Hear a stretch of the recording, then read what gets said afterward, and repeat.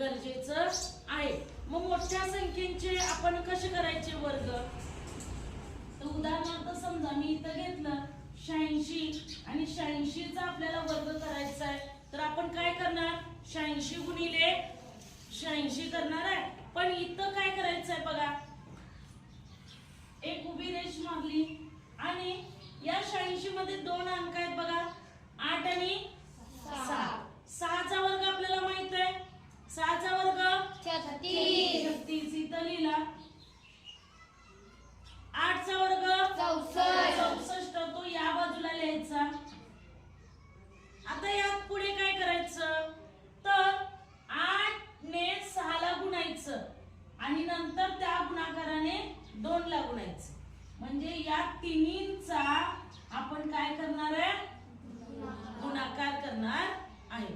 बघा 6 दुनी 12 आणि 12 ते 96।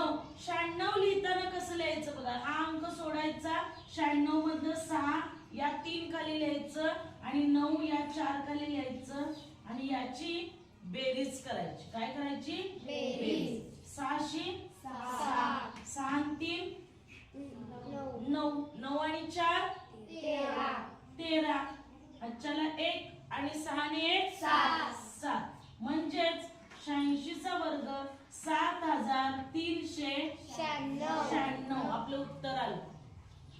आलं की नाही?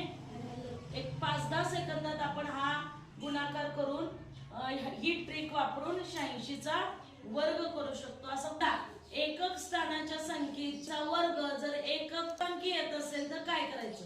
आता आपण 92 या संख्येचा वर्ग करून बघूया।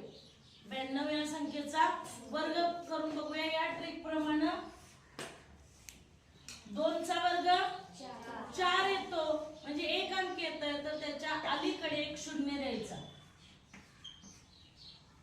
4 9 चा वर्ग 81। आता पुढे काय?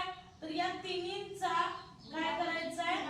गुणाकार करायचा आहे। 9 दुनी 18, 18 दुनी 36, 36 मध्ये 3 आणि 6 या पद्धतीने लिहिले। आता बघा यांची काय करायची?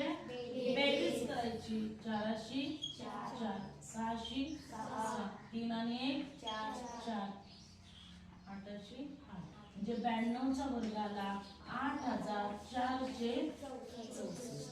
म्हणजे ज्या वेळेला एकक स्थानाच्या संख्येचा वर्ग करत असताना इथं लिहित असताना जर एक अंकी संख्या येत असेल तर त्याच्या अलीकडे काय द्यायचा?